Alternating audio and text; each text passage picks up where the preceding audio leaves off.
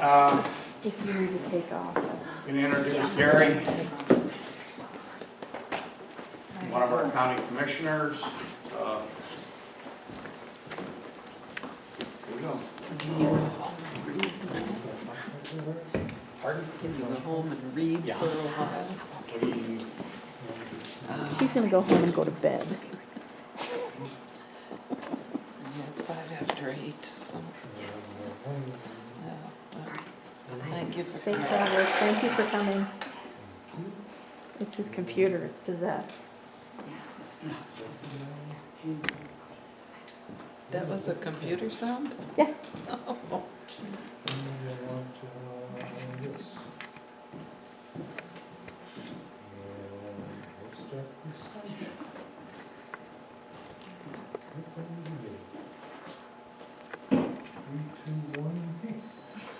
That's me. That's my. The Honorable Gary Wnuk?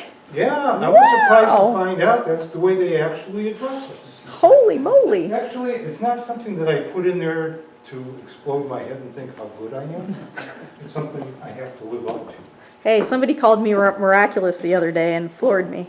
Those are the counties that I represent. I represent half of Mankato, and my feelings are I'm serving God, country, and community. That's my honest way of going.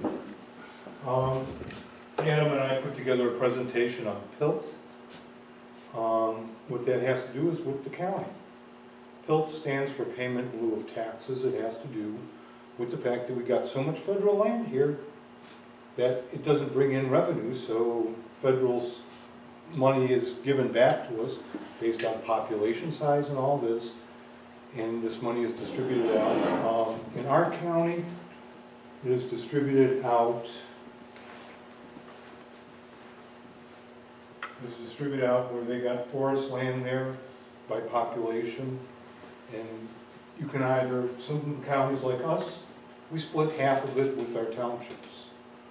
Other counties do not do this, and this money was basically intended for services like court system, police, emergency, and units.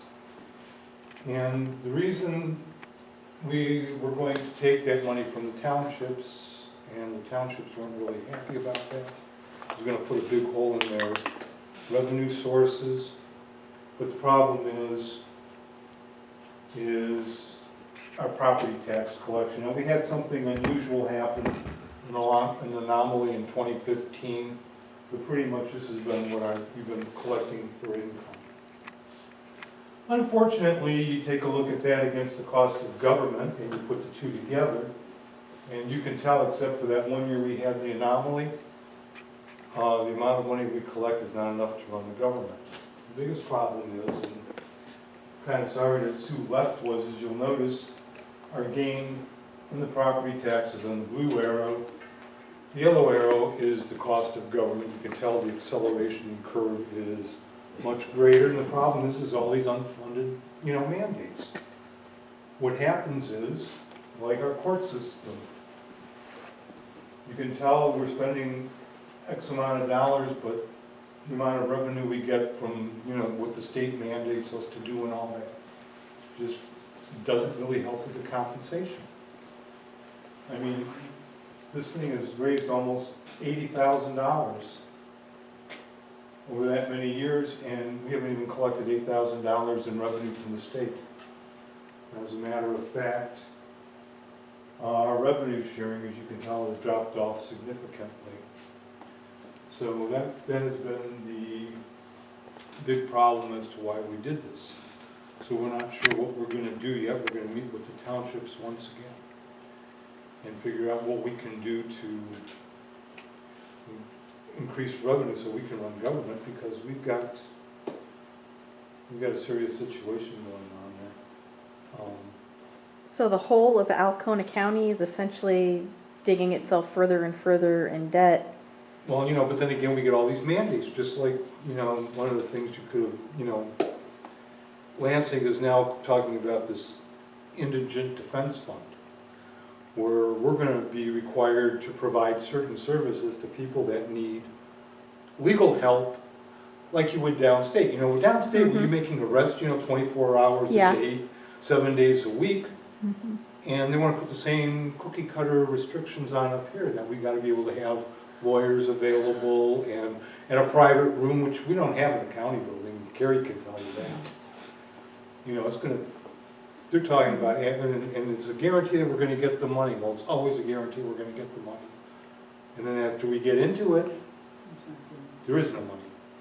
You know, it comes Mhm. to a halt. Mm, So Okay. that was that. One of the other things I'm working on is this CHAMPS program. What has happened is our Alcona County senior centers have been getting Medicaid money, and now all of a sudden they've decided that they want the board members' social security numbers. Yes. What? Yeah.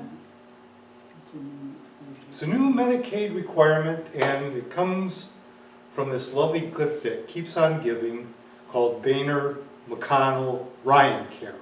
I call it Obamacare, but these guys should have done something with it a long time ago, like defund it. This isn't This is Healthy Michigan, is it? Well, No.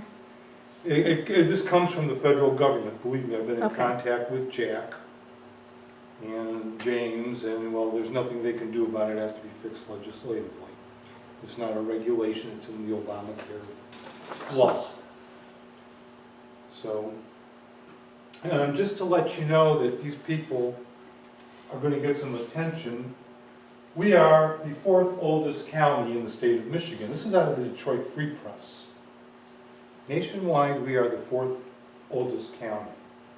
They've had people knocking on the door. The thing I'm afraid of, if we don't do something to fix this thing, and that's getting people up to start complaining about it to our legislators in Washington, They're gonna come and take over. I'm gonna tell you, Debbie Stabenow is gonna walk in, because boy, what they screwed up, if she comes up and fixes it, or does anything to try to fix it, you ain't blasting her out of that sit. She's there for life. Sue Aller was very instrumental, because I went to her to try to get some help with her and Jesse. Sue's office did all they could to get rid of it. Yeah, go ahead. I looked through the paperwork because being in healthcare, and the senior center, they've been operating for 40 years. 40 years. So I we've says, got it. okay, what's changed? Why are they requiring this? They call it self-disclosure. And they identified and changed who should be disclosed. And they decided that even if you're a nonprofit organization, anyone who is an officer or serves on a board has to now be self-disclosed. And self-disclosed is providing your social security number and your birthday. I said, why is that required? What services they provide? I noticed that they provide some what would be classified as health care, but that's not why they have to be self-disclosed. Because the senior center decided to get their funding from a Medicaid program. So the senior center now has to make a decision. Find another source of funding, or accept the fact that if you're going to be on this board, you're going to be required to do a self-disclose. Now, this is where being in healthcare and knowing that I have to do a lot of regulation because of being a healthcare professional, that the challenge I give to the senior centers, and this is the challenge. You know, your Medicare number, your Social Security number of every one of them who are retired is already known to the state. They're already receiving Social Security benefits, they're on Medicare. That's already known. You can go online and you can find out my license number and my address. But because I use a post office box, you don't have my personal information. Much is already known. So I understand the dilemma because it wasn't that way. But you got to make a decision. If you want funding, and they said a large source of their funding is from this Medicaid program, which is called NISCMA. NEMSCA. But the problem is the money, that's the way the federal government has decided Okay. to funnel this money. And frankly, regardless of what my wife is saying, I still disagree with it. So we're still fighting the battle. I'm going to be talking with Jeff Johnston, because he had a meeting with the IOSCO Council on Aging. And we're going to take a look at it, because to me, it's still not right. But this all boils down to my favorite department, District Health. Yeah. It was a resolution that was brought up, and this resolution was basically to lobby our Congress to keep the funding mechanism of this Unaffordable Health Care Act in place so we could do it. And this resolution here passed 4-3. I was one of the 3 that dissented on it. Basically, I really have a problem with some of the things that are being funneled into district health. They're doing home care, which I don't understand why that's a part of district health. Just a lot of things. They wrote this big massive letter, and there was a lot of more icons all over this letter. But basically, district health, if you take a look at it, they come under the Department of Health and Human Services. In 2013, they had a D- score. When I pulled this stuff offline, their 2016, they had scored an F, number 2 to the bottom. Okay, this is a lot of money that goes into there. Pulling things off that record, it's most recently dollars for PHHF, which is public health funds.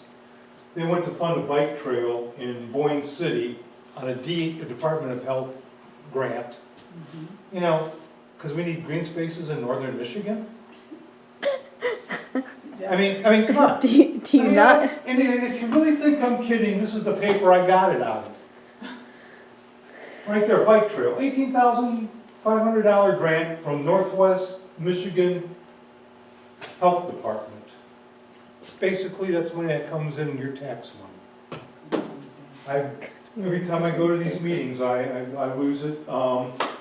They complain about epidemiology and this great avian flu that's going to outbreak. My wife went online and looked at it. 2 cases of it. Hey, oh my God, we're all gonna die. Tennessee and Wisconsin isolated to 1 farm, but you know, this is the stuff, the scare tactics they use. There is no avian flu outbreak in the state of Michigan. This is what I like right here. What's next? Budget cuts to healthcare proposal, Northern Michigan.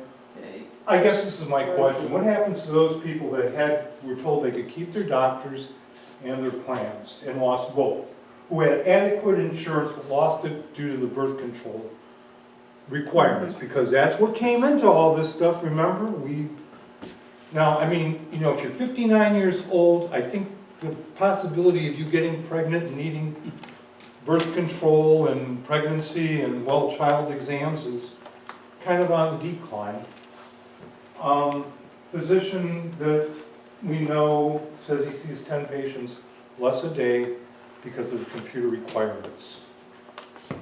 That's roughly, quick math, thinking a 2-week vacation, that's about, I know I did this, 5,000 less patient visits because of this wonderful thing that we go through. And as you can tell, these are the people, and this is the part that kind of bothered me, because I know an individual who served on a special committee. When he went to Washington, he was told, if you participate in any marches or go to lobby your legislatures, and I don't want to mention who it is, but he said his grant funding would come to an end. They can go to Washington and lobby our Congress and write them on the behalf of the health department. I have a problem with that. This is the one I liked, was the, John Kasich said that they have to phase out Medicaid to reverse the ability to treat drug-addicted, mentally ill, and the working poor. Working poor, that's the rest of us. We can identify, due to the odious things that the current health bill has, we have lost 20% of our in-house income. Again, thanks to the Affordable Care Act. And the thing, since Obamacare is in effect, 1557 healthcare things, talk about how you're gonna treat transgender people. LEPs, this is a new one, you know, this is limited English proficient people. You have to have video monitors that are capable of translating people that cannot speak English. This is where your money, yeah, I mean, this stuff is not free. And I can see this raising up healthcare. You can read right there, it says. What really hurts people in small communities like that, if someone comes into your facility, you cannot provide them that service. So it's right here, where language services are required, they must provide free of charge and in a timely manner. Rely on unqualified bilingual, multilingual staff. Use of low quality video remote interpreting services is not allowed. You get fined and Then, these are all the things that have come up because of it in the transgender issue, as far as the healthcare law about all the suits and things that are being brought up at all the hospitals. I'm not gonna go through every one, but every place there's a bullet point. There's a case. So that I I'm sorry. understand this, let me do a summation. So because of the Unaffordable Health Care Act, all these regulations are coming down into our county and causing us to go bankrupt. County, state, I mean, Unaffordable? Yeah, well, look, it's just, That's a laugh. it's again, it's money that, you know, all these people want all this money. All this money goes to the federal government. And then it's all channeled back and it goes, and this is the way these it are is the rules and dispersed. Your money. regulations. Now, that would go your with money it. really go to these things? Would you allow them to go to these things? No. I wouldn't. I mean, you know, people talk about wanting to help the poor. I'm all for it on a voluntary basis. I'm not for it on taking money out of your pocket and putting it in somebody else's. I mean, that's, you know, primarily, that's why I don't vote on social issues like, stuff like that. You know, when it comes down to certain things, I understand, I agree with. Like, for instance, for Hunt, I don't care what the community says. That's public, you know, that's what we're in government for, is to protect the innocent and punish the guilty. Okay, when you're talking Hunt, you're talking about a cleanup, you know, of a disposal site, because Right. you just can't throw this stuff out in the, you know, in the cement pond. Okay, you've got to properly dispose of it. That costs money. Yep. That's protecting the public. To have a community-wide cleanup where I'm gonna provide garbage service so that you can have some special cleanup day, well, it's taking money out of one person's pocket and putting it in another. Those are reasons why I vote no on these things. Just in case you're observing me in the meeting, wondering why I vote no, that's my conscience. I can't see stealing from people, you know, but protecting the public, yeah. I don't mind protecting the environment, but when it gets a little crazy, I have a problem with that. Yeah, just some more of the things that you're put into. I can give you a copy of this if you want. This is all public information. And then, of course, District Health also provides sites on breastfeeding. I know this is my favorite subject. I have never figured this one out. The nutrients in breast milk help build baby brain and the immune system. Unlike formulas, it's body temperature and ready to serve. Breastfeeding builds the one about eye hand coordination and IQ is the one that yeah, right there. Helps brain development, may improve your child's IQ. I'm trying to figure out How did they come to that conclusion? That must have been a real interesting study. Or, of course, and this all is, again, thankful to the Affordable Care Act. And, of course, nothing exists without federal dollars. You can see $8 million is donated there. And places of work are not allowed to use the bathroom. You've got to have a special room. They prefer to have a poster on it saying, "Mother at work, expressing milk." You can't make this stuff up, folks. Well, Then you got baby-friendly hospitals. I'm trying to think, are there any hospitals that are not baby-friendly? What, we're gonna drop kick your child? I mean, this is, you know, you look at this stuff and you look at where the waste is. And to me, you need to figure out what the scope of what public health was supposed to do. They think we have no And- intelligence. Well, here, and this is the part that really just about flipped me out. You have basic services, advanced, and state-of-the-art. These are the rooms where mothers would go in a workplace. To breastfeed. I kid you not, I got all this stuff offline, you know. How much money do they spend on this I don't breastfeeding know, but initiative? But see, the thing is, and this is the part that bothers me, been in a few district health meetings. They want lactation nurses to follow new mothers home, into their homes to help them. You know, is that really what the Department of Health was designed for originally? What about the doctor and the doctor? You know, and you know, and you know, as you start looking at it, it's like, and a lot of money goes into district health. So, Well, this is my favorite, I wish, because she's the one that pointed me to this Girls on the Run thing. I mean, this is great. They talk about their mission is to inspire girls to be joyful, healthy, and confident, and experience curriculum, you know, all this stuff. This is the part that really got to me. You see, you got learn, dream, live, run, and that little TM above there. Oh, this is trademark. That means somebody's got a royalty thing on this program. You have to send them out, from what I found out from a former commissioner, all the way out to California to be trained on this thing. you just paid. 20 lessons, 30, yeah. District health. District health to do all this stuff, right? Because this is stuff that they think is important to have in your. You get 20 lessons, 30 hours of instruction on how to run. Get an official Girls on the Run t-shirt. You get a healthy snack at every practice. You register the girls for a 5K run. The Girls on the Run get a water bottle, a beautiful 5K finisher's medal, and a grown-up guide for families. Some of this stuff is just absolutely. That's all finance. Yeah, hey, this stuff doesn't live without your federal tax dollars. And the duplicate, why is those needs not met in school? Every school has a physical education program. So does anybody have any questions? I know I went through this really fast. I wanted to keep my time down, but. I don't know if this pertains to any of this, but on our social security cards, it says not for identification. Yeah, it does. Yeah, Well, it was never and supposed we got to be turned used. down once to get a gas card because David refused to give him his social security number. Social security numbers were only in place for one thing and one thing only, to collect social security. Yes. That's all it was there for. What's your ID? But it's morphed. Well, just like government.